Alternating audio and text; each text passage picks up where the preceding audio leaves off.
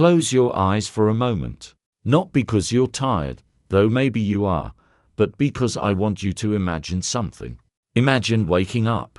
Simple enough. You've done it thousands of times. The alarm, the ceiling, the familiar weight of your blanket, the muffled sound of the world already going about its business outside your window. But this time, it's different. The ceiling isn't your ceiling. The air is wrongly thick, stale, pressing against your face from every direction. And when you lift your hand to reach for the lamp that should be there, your knuckles hit wood. 6 inches above your nose. That's when the understanding comes. Slowly, like cold water rising. You're not in your bed. You're somewhere much, much smaller. This isn't a nightmare I'm describing to you. This happened. And the man it happened to, a French railway worker named Octave Leboeuf, spent the rest of his very long life unable to speak about it without trembling. It was the autumn of 1901.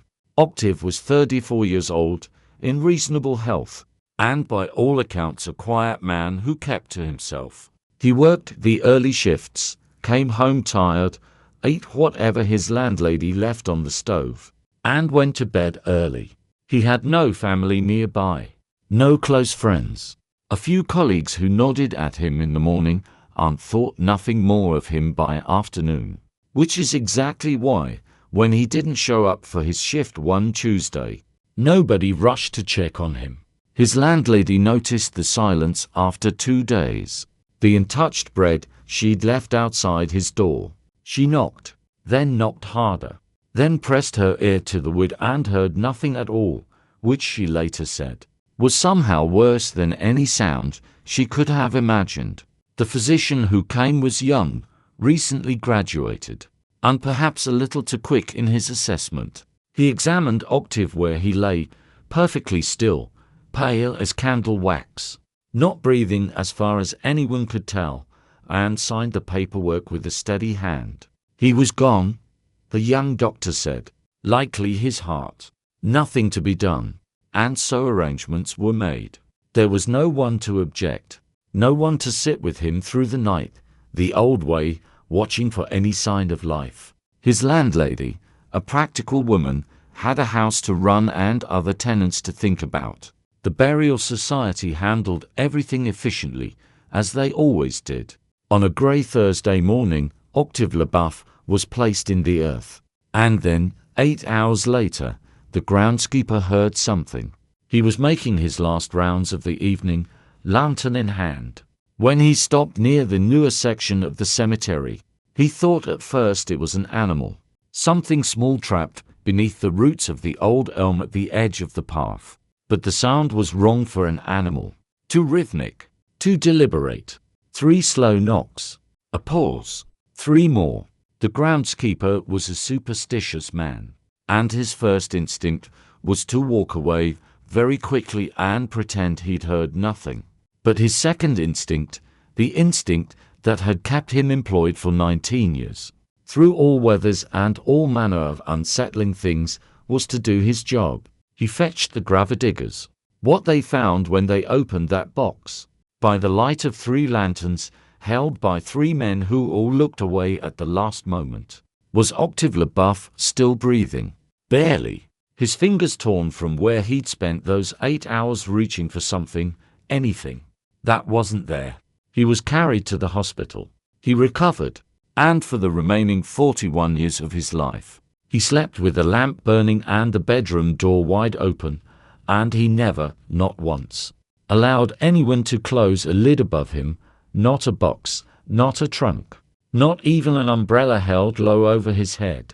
I've always thought about what those 8 hours must have been like for him. The first moments of waking, the confusion, the instinctive certainty that this was a dream. The way your mind protects you from impossible things by deciding they cannot be real. And then the slow, horrible arrival of understanding. The darkness that didn't lift. The air that didn't freshen. The wood that didn't give. And the silence above him. The profound, complete silence of the world going on without him. Octave Leboeuf is not unique. His story is more common than you might want to believe. Throughout the 19th century, Before the medical science of determining true passing have become reliable, cases like his were documented across Europe and America with a frequency that made certain doctors very uncomfortable. So uncomfortable, in fact, that an entire industry emerged around the problem. They were called safety coffins. The idea was simple, even if the execution varied wildly. A cord would be attached to the hand or finger of the person inside, and threaded up through the earth to a small bell mounted above the grave. If the person woke, if they had been, in the polite language of the time, mistakenly interred, they could ring the bell and summon help. There were dozens of patents filed. Some designs included breathing tubes. Some had small mirrors angled to reflect light downward, so the person could at least see their own hands. One particularly elaborate German model included a feeding tube, a speaking pipe, and a ladder. A ladder. The idea that someone actually sat down and thought through the problem in enough detail to design a ladder for a person who had just woken beneath 6 feet of earth is the kind of thing that makes you understand the genuine fear this represented. Not theoretical fear, not the comfortable philosophical contemplation of mortality. Real, practical, engineering-level fear. Because it happened. Not occasionally. Often enough that responsible people took it seriously. The phrase we still use today, to be saved by the bell, likely has its roots in this practice. Though historians argue about it. They argue about most things. What they don't argue about is this. The fear of waking in the wrong kind of darkness is one of the oldest fears humans carry. It crosses every culture, every century, every language. The ancient Greeks used to leave their companions above ground for several days before any burial. Some Native American tribes maintained a vigil of up to 4 days. In certain parts of rural Ireland, the custom of the wake of sitting with the recently departed, watching, just in case, survived well into the 20th century. Watching, just in case. There's a tenderness to that, if you let yourself feel it. The idea that love might look like this, like keeping the light on, like staying nearby, like refusing to accept that someone is truly gone until you were absolutely, completely certain. But I want to tell you about a different case now. One that unsettles me more than Octave's, if I'm honest. Because Octave woke up in time, and 8 horrible hours later, he was back in the world. Damaged but breathing. The case I want to tell you about now did not end the same way. Her name was Marguerite Antoinette Bouvard, and she lived in Lyon, France in the 1880s. She was a schoolteacher, young, well-regarded, known for the patience she showed toward children that other teachers had given up on. She was engaged to be married to a man named Henry, a glassworker who by all accounts was genuinely devoted to her. In the spring of 1887, Marguerite developed what her physician described as a hysterical episode, a catch-all term that the medicine of the era applied to almost any condition in a woman that the doctor didn't fully understand. She became very still, very pale. Her breathing slowed to something almost imperceptible. Henry refused to accept the diagnosis. He sat with her for 3 days, watching, holding her hand, speaking to her as if she could hear him, which it turned out, she very probably could.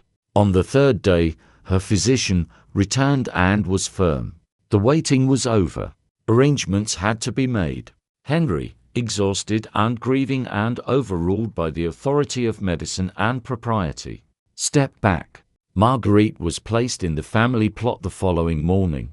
What happened next was discovered only because Henry could not stay away. He returned to the cemetery that same afternoon, not with any rational purpose, he said later, just unable to be elsewhere. And as he knelt at the fresh earth, he thought he felt something. Not a sound, not a movement he could point to, just a feeling. The particular wrongness of a situation that looks correct but isn't. He went to the groundskeeper. The groundskeeper, having perhaps heard of such things before, didn't dismiss him immediately. A physician was summoned. After a long argument about propriety and procedure, the grave was opened. Marguerite was still, completely still. There was no sign of distress, no marks on her hands, no evidence that she had been aware of any of it. But the physician, a different one this time, older and more cautious than the man who had signed her paperwork, examined her very carefully by lantern light, and then he asked for her to be brought to a warm room immediately. She was not gone after all. She had been in a profound cataleptic state, a rare but documented condition in which the body essentially holds itself suspended. Her vital signs had been so faint as to be nearly undetectable with the instruments of the time. She was brought back. She recovered. She and Henry married the following year, and she lived to be 67 years old.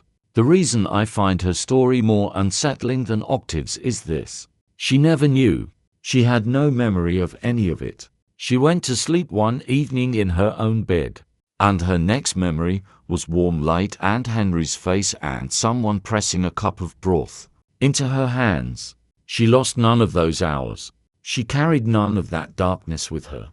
In some ways, you could say she was the luckier one.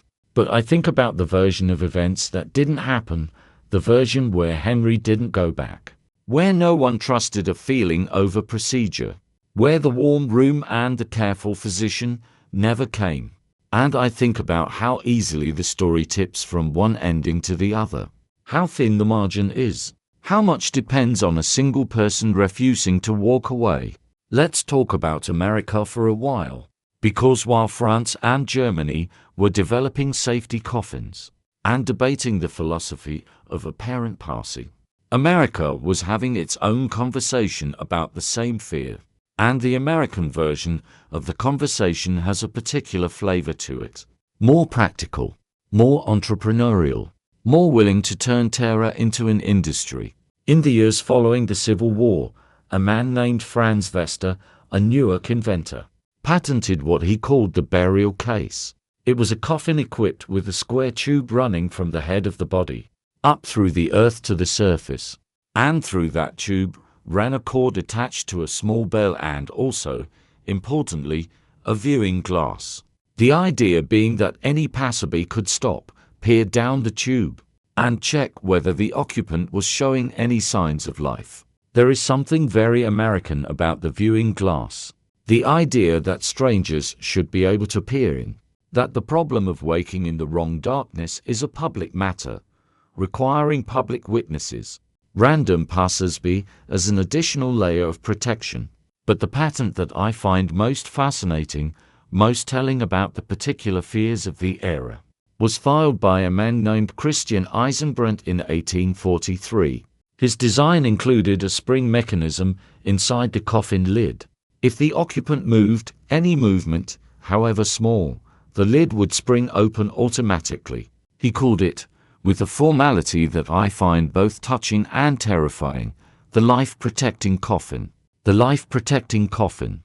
As if the coffin itself were the danger. As if what needed protection was not the person from illness or accident, but the living self from the box designed to contain the no longer living self. The distinction matters. It tells you something about how the fear had evolved from a medical problem, requiring medical solutions, to something more existential.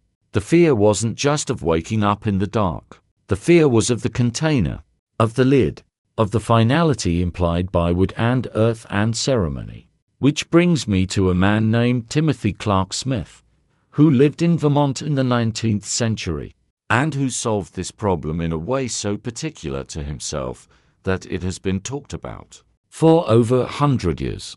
Timothy Clark Smith was a physician. He had spent his career watching, carefully and up close, the boundary between states of being. The boundary that, as he understood it better than most, was not always as clear as it appeared. He had his own opinions about how the problem should be handled, and so, when the time came to make arrangements for himself, he made them. He had himself placed in a special tomb in the Evergreen Cemetery in New Haven, Vermont. The tomb was equipped with a breathing tube, and above where his face would rest, a small square of thick glass was set into the earth. A window looking down into the dark. A window through which, if you kneel at the right spot in that cemetery even today, you can peer. The window is still there. Timothy Clark Smith rests beneath it, exactly where he chose to be. And for 14 years after he was placed there, the sexton of that cemetery made a daily visit, morning and evening, to check the window for any sign of breath, any trace of condensation on the glass. For 14 years, every single day, nothing was ever seen. But here is what strikes me about that story every time I return to it. It isn't the fear that Timothy Clark Smith expressed so carefully and so practically. It isn't the glass, or the tube, or the elaborate engineering of his own final arrangements. It's the sexton, the unnamed, underpaid, probably cold in the morning sexton who walked that path twice a day for 14 years, who bent low and peered through the glass into the dark, into the face of a man who had trusted that someone would keep looking, who kept that appointment every morning and every evening through Vermont winters. That I can only imagine. Through mud season and black fly season and the long grey nothing of March. That kind of faithfulness is extraordinary. And I think Timothy Clark Smith knew something about human nature when he made his arrangements. He knew that the engineering wasn't really the point. A breathing tube can be forgotten. A bell can stop ringing if the cord rots. A spring mechanism can seize up in cold earth. But if you make a person responsible, if you give someone a small, specific, repeatable task and the knowledge that it matters, they will often keep doing it long past the point where logic says it's necessary. Because what we're really afraid of, I think, is not the darkness itself. It's being forgotten in it. It's the idea that the world has moved on, that the clocks are still running and the bread is still baking, and the children are still walking to school, and none of it knows or cares that you are still here, still present, still needing something. Timothy Clark Smith's greatest invention wasn't the breathing tube. It was the obligation he created, the small daily, human obligation to look. Let me tell you about one more person tonight. Her name was Philomela Durant, and she lived in a small town in rural England in the 1870s. And I have to be honest with you, I have not been able to independently verify every detail of her story.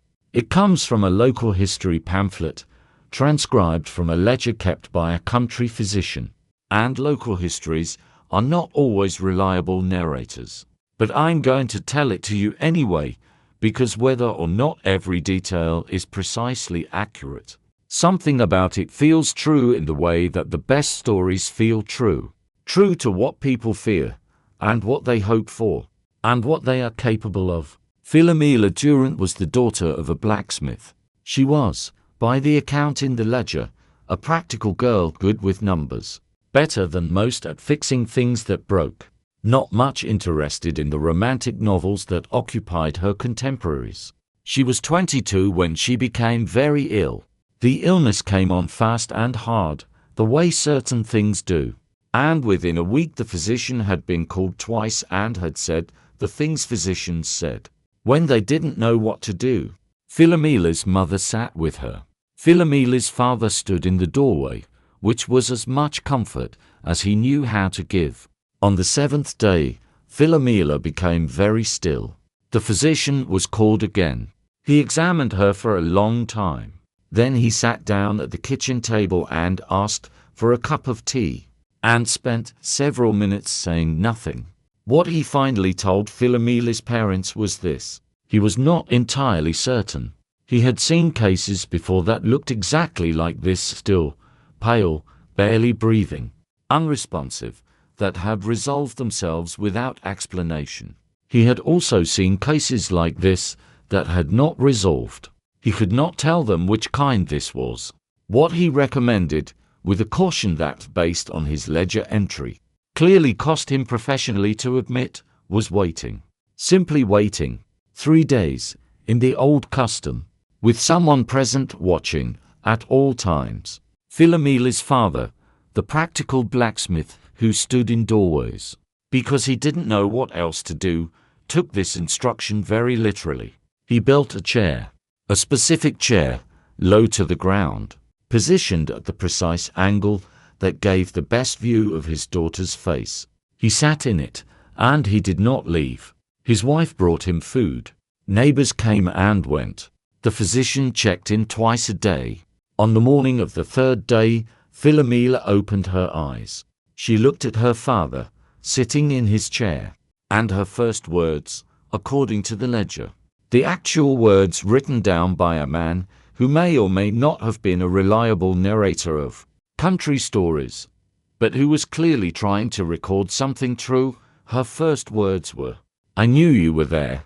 She didn't mean she had been conscious in any normal sense. She couldn't explain it then or afterward, but somewhere in whatever state she had been held in the quiet between one thing and another, she had known. He was there now. "I want to sit with you for a moment in the particular kind of quiet we've built together tonight, because I think you understand by now that I haven't just been telling you history. I've been telling you something about the nature of presence, about what it means to stay, about the extraordinary, unremarkable, absolutely essential act of simply refusing to leave." Timothy Clark Smith understood it. Octave Lebuff's groundskeeper understood it, even if what he understood was mostly that he should go fetch the gravediggers immediately. Henry Bouvard understood it when he knelt at fresh earth and trusted a feeling over procedure. Philomela Durant's father understood it with a blacksmith's precision. You build a chair, you put it at the right angle, and you sit in it. What we fear in all these stories is the same thing, not the darkness, not the box, not even the cold, quiet permanence that all of us will eventually meet. What we fear is being there present, or where, needing something, and having no one know. That fear is as old as we are. It has been with us in every century, in every language, across every kind of grief and loss and uncertainty that humans have managed to accumulate. And every culture has found its own way to answer it: the vigils, the watches, the safety bells, the windows set into Vermont earth, the chairs built at precise angles. The answer is always the same. Someone stays, someone looks, someone builds the chair and sits in it and does not leave. I'd like to tell you now about the years immediately following the Civil War, and a particular institution that emerged in that period: the so-called waiting mortuaries of Germany and Austria, which were, even by the standards of a century, full of strange and earnest responses to this fear, remarkably literal solutions to the problem. The concept was straightforward.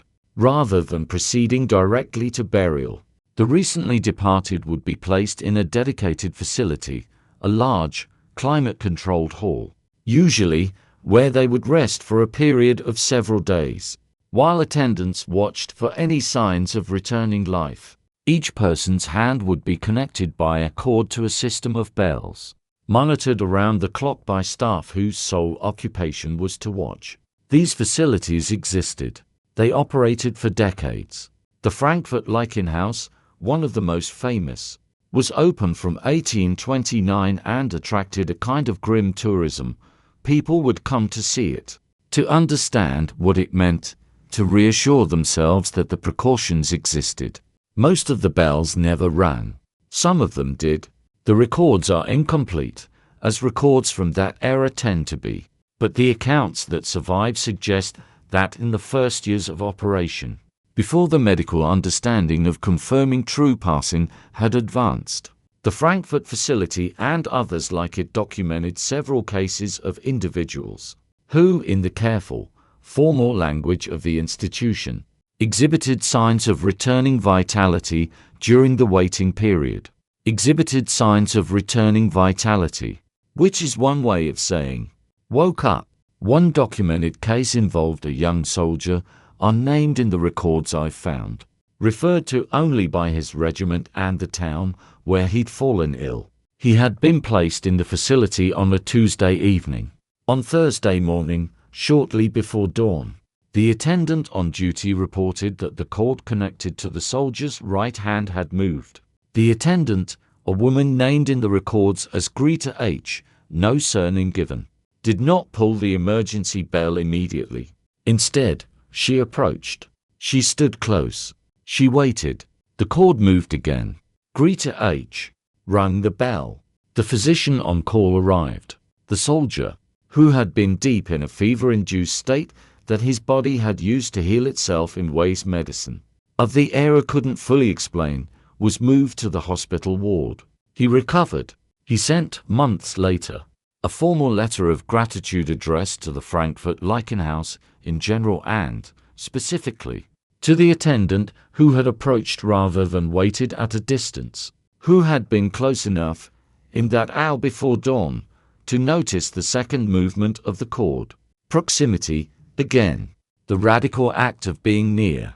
I think about Greta H. sometimes, about what that shift was like, the long quiet hours, the rows of still figures, the responsibility of attention in a place designed entirely around the possibility that presence and absence might not be as distinct as they appeared.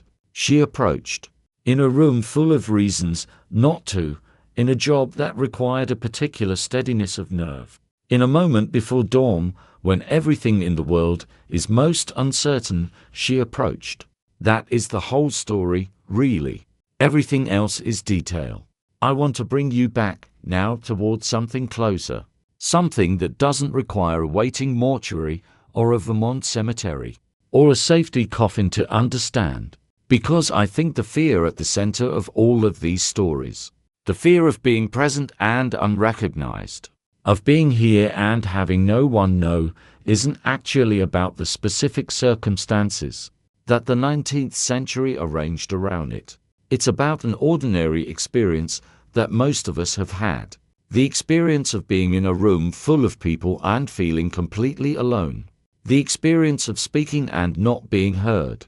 The experience of needing something and not knowing how to make that need visible. We have built elaborate systems across all of human history to address the catastrophic version of this fear, the waiting mortuaries, the safety bells, the sealed windows and faithful sextons. But the everyday version of the same fear goes mostly unaddressed. We move through it. We manage it. We find ways to be in the room without quite being seen, and we tell ourselves that's fine. That's normal. That everyone feels this way sometimes. And that's true. Everyone does feel this way sometimes. But I think the stories I've told you tonight are worth holding onto, because they contain something important inside them. Not the fear, the response to the fear. Someone built a chair. Someone peered through glass twice a day for 14 years. Someone approached in the hour before dawn. Someone trusted a feeling over procedure and knelt at fresh earth in the afternoon. These are small acts, ordinary acts. The kind of acts that don't get recorded in most histories because they're too quiet, too routine, too much like simply doing what any decent person would do. But they are not ordinary. They never are. The decision to stay, to look, to approach, to build the chair and sit in it. That decision is made against gravity, against the very reasonable human instinct to be elsewhere, to let the procedure handle it, to trust that someone else is watching. Greta H. approached. Philomela Durant's father sat in his chair.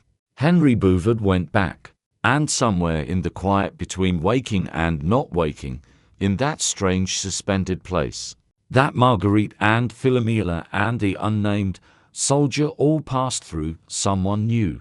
I want to leave you tonight with something that is not quite a story. It's more of a thought, a small, quiet thing to carry with you as you let the day go and allow yourself to rest. Think of the people who have approached for you, the ones who noticed the second movement of the cord when they could have stayed at their desk, the ones who built chairs at precise angles and sat in them through the long dark hours, the ones who trusted a feeling over procedure and came back when logic said, There was no reason to. You may not have needed the cord, or the bell, or the window in the earth. Your version of this may have been much quieter, a message sent at the right moment, a presence that held steady when everything else was uncertain. Someone who said your name in a room that had been too quiet for too long. Whoever those people are, in whatever form they took in your life, they are the whole story. Everything else is detail. The world outside is going about its business. The clocks are running. The light under the door is still on somewhere. And you are here, and you are known, and the darkness tonight is just the ordinary darkness. The kind that means rest is coming. Let it come. You're safe. Let your breathing slow now. Let the weight of the day settle through you and into the mattress below you. And let your hands be still. Somewhere in France in 1901, a man learned that 8 hours can contain a whole life's worth of gratitude. He spent the next 41 years sleeping with the lamp on, and I think he was right to do it. Not because the dark is dangerous, but because light is worth keeping. So keep yours, in whatever form it takes, and let yourself rest. There's nothing you need to do right now. Nowhere you need to be. The stories are told, and the night is long, and the people who have approached for you, who have sat in their chairs and peered through their windows, and trusted their feelings over procedure, they are not far away. They are close, in the way that matters. Let your eyes be heavy now. Let the story settle, and sleep. I want to tell you now about a place. A real place, though it doesn't look real in photographs. It looks like something a novelist invented on a dark afternoon. The kind of place you'd find in a story that makes you check the lock on your door before you go to bed. The place is called Highgate Cemetery in London. And if you know the name, you probably know it for the thing it's most famous for, the Victorian grandeur of it. The ivy and the stone angels. The famous names carved into elaborate monuments that the weather has been working on for over a century and a half. But I'm not going to tell you about the famous parts. I'm going to tell you about the Egyptian Avenue. The Egyptian Avenue is exactly what it sounds like. A long, narrow passage lined on both sides with vaulted burial chambers, built in the Egyptian Revival style that was fashionable in the 1840s when the cemetery was new. And London was in the grip of a peculiar enthusiasm for all things ancient and grand. The chambers are sealed with heavy iron doors. The passage itself is cool and dim even in summer. The walls close, the light arriving in slanted grey columns from above. It was designed to be impressive, to announce to anyone who walked through it that this was a serious place, a place that understood the weight of what it was for.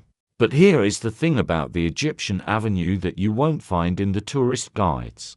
In the early years of Highgate, the 1840s and 1850s, before the medical understanding of confirming passing had advanced, the chambers in that avenue were not always sealed immediately. There was a period during which it was common practice to leave the vaults slightly open, for a day or two, the heavy iron doors not quite latched, so that any sound from within could be heard.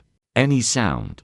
There were attendants, people whose job it was to walk the avenue at intervals, morning and evening, sometimes through the night, listening at each door, pressing an ear to cold iron and simply being still for a moment. Most doors were silent. Some were not. The Highgate records from this period are not comprehensive. Victorian record keeping was inconsistent in exactly the areas you'd most want it to be consistent. But the accounts that survive in letters, in parish records, in the occasional memoir of someone who worked there or knew someone who did, suggest that the practice of listening at the doors was taken seriously, maintained for years, and not entirely without result. I find myself drawn back to this image. The attendant in the Egyptian Avenue at 2 in the morning, lantern in hand, stopping at each iron door. The practiced stillness required to actually hear anything in a place designed to be quiet. The particular quality of attention that must develop in a person who does this night after night. The ability to distinguish the sound of water in old stone from something else. The ability to notice. There is a kind of professional intimacy in that work that I don't think we have a good word for. It's not grief exactly. It's not reverence, though that's closer. It's something more like a sustained, deliberate openness to the possibility that the situation is not what it appears to be. A refusal to assume. That's what the listening was, really. A refusal to assume that stillness meant absence. We have forgotten how to do this, mostly. Or rather, we've decided that the medical and procedural systems we've built are reliable enough that we don't need to do it the old way anymore. And that's largely true.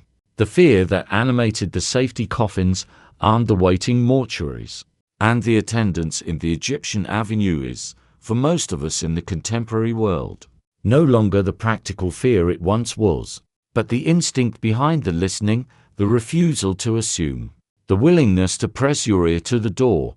That instinct, I think, is still useful, still necessary, just applied to different situations. How many times have you assumed that silence meant everything was fine? How many doors have you walked past without stopping? Let me stay with you a little longer tonight, because I want to tell you about the other side of these stories. The side that gets talked about less, because it's harder to shape into a clear narrative. The experience not of the person inside the box or the vault or the suspended state, but of the person waiting outside it. We've talked about Henry Bouvard, who went back, about Philomena's father, who built a chair, about the sexton, who walked his path twice a day for 14 years. But what was it actually like to be them?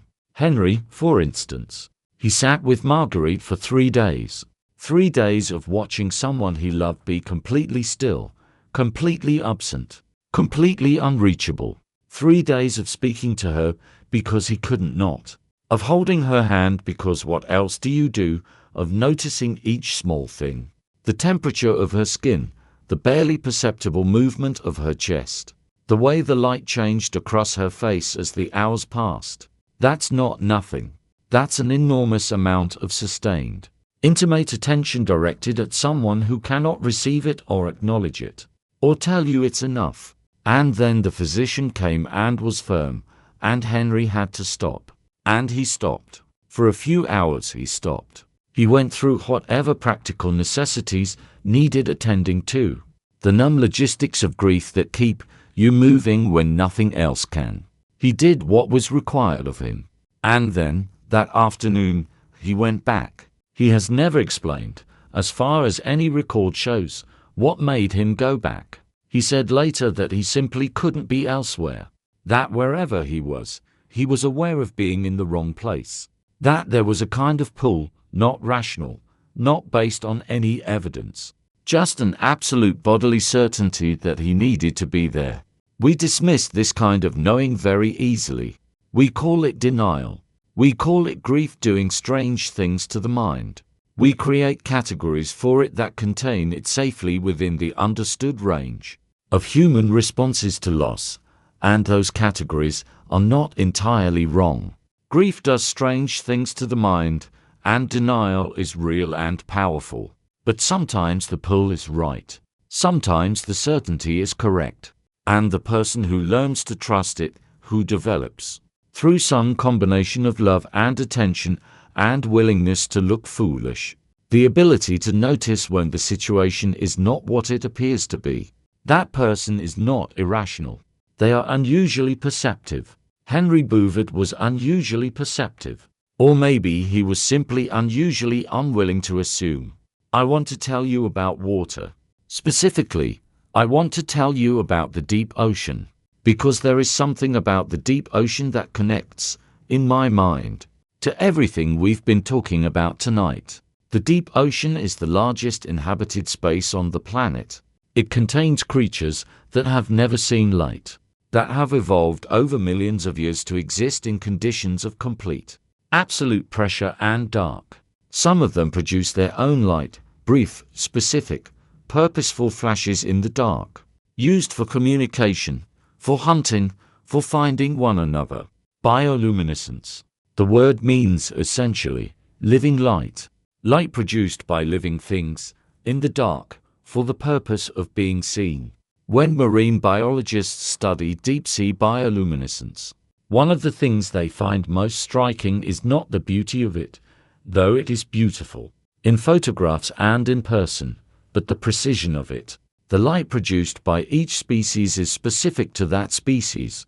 The pattern, the frequency, the color, the duration, all of it encoded with information. All of it saying something specific to a specific audience in a specific dark. I am here. I am this kind. Come closer or stay away, depending on what I am to you.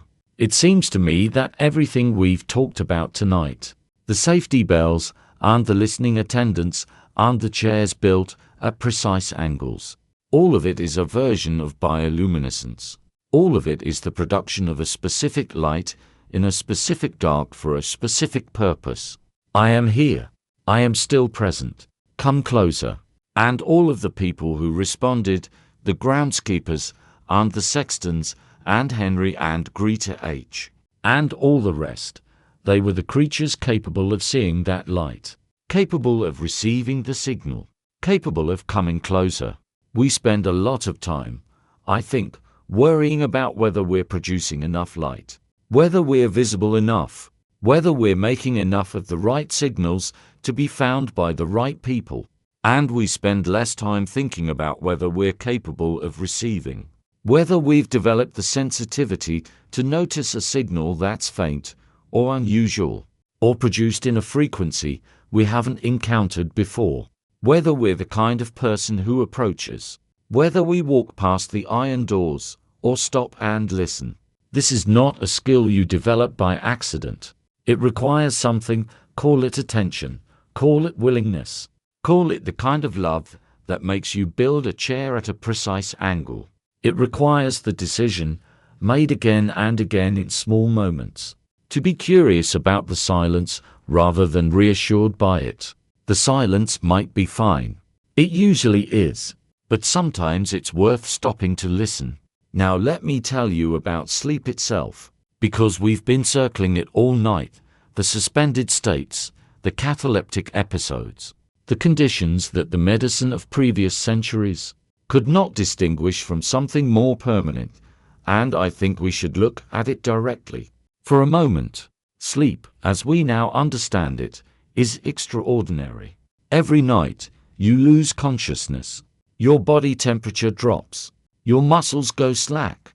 The part of your brain responsible for rational thought goes quiet, and other parts, older, stranger parts, become very active. Your eyes move beneath your closed lids, tracking images that don't exist.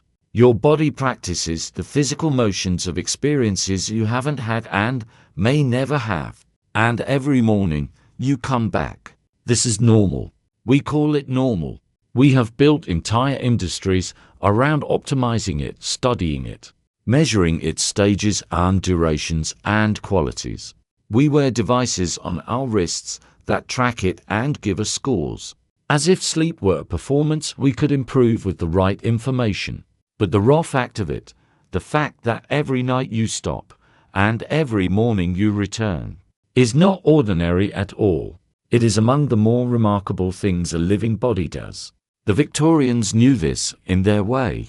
The fear that animated all those safety bells was not irrational, it was a recognition, correctly perceived if incorrectly applied, that the border between states of being is genuinely unclear, that the difference between deep sleep and something else is, at the margins, not always obvious. They were wrong about how often the confusion occurred, and they were wrong about the specifics of what was happening physiologically, but they were right that the border is real, and that it is possible to be more present in the world than you appear. We are always more present than we appear. Every person you pass who looks fine may be navigating something enormous. Every person who says they're fine may be in one of those suspended states, present or aware, needing something, unable to make that need visible. The appropriate response to this is not to become suspicious of everyone who claims to be fine. or to pepper every acquaintance with intrusive questions about their inner state. The appropriate response is something much simpler and much harder. Pay attention. Be the kind of person who notices the second movement of the chord. Be the kind of person who stops at the door. I want to tell you one last story before I let you sleep. It's a short one, shorter than the others, but I think it might be the one that stays with you longest. It concerns a physician named James Blake in rural Massachusetts, sometime in the 1860s. Dr. Blake was 64 years old, had practiced medicine for nearly 40 years, and had seen things in those for decades that had given him a very particular view of the line between states of being. He was called one winter evening to the home of a family at the edge of town. The father had fallen ill, a sudden thing, a collapse, a stillness that had frightened the wife and children and sent the oldest boy running through the snow for the doctor. Dr. Blake arrived. He examined the father. He was still, very still, cold already, which in a drafty house in a Massachusetts winter was not as significant a sign as it might seem. Drive. Blake sat down at the table and asked for a lamp to be brought closer. He sat with the still man for a long time. The wife and children watched from the doorway. Nobody spoke. After perhaps 20 minutes, Dr. Blake reached into his bag and produced a small mirror. He held it close to the still man's lips. A faint cloud, barely perceptible. The kind of thing you'd dismiss if you were looking for something obvious. Dr. Blake did not dismiss it. He began working. He warmed the man's hands. He worked with the focused, unhurried efficiency of someone who had decided the situation was not what it appeared, and intended to be proven right. An hour later, the father opened his eyes. The wife made a sound that Dr. Blake described in his journal that night, the only entry in the journal of that day, as the sound of the world correcting itself. He wrote that phrase down. The sound of the world correcting itself. I don't know what sound that is, exactly. I've been trying to imagine it as I've told you these stories tonight. I think it might be different for everyone. A gasp, maybe, or a single word, or nothing at all, just the intake of breath that comes before anything. The moment when the signal is received. The moment when someone says, "I knew you were there. The lamp is still on somewhere. You are here, and you are known." Let the story go now. Let it settle into the dark around you like something warm. Let your breathing slow and your hands be still and your mind release its hold on the day. The stories are finished. The night is long. The people who have stopped at doors for you, who have held mirrors to the uncertain air, who have built chairs and sat in them, they are not far. They were never far. Let your eyes be heavy. Let sleep come toward you gently, the way it always does when you stop trying to meet it halfway. It knows where you are. It has always known. Rest now. You're safe. Good night.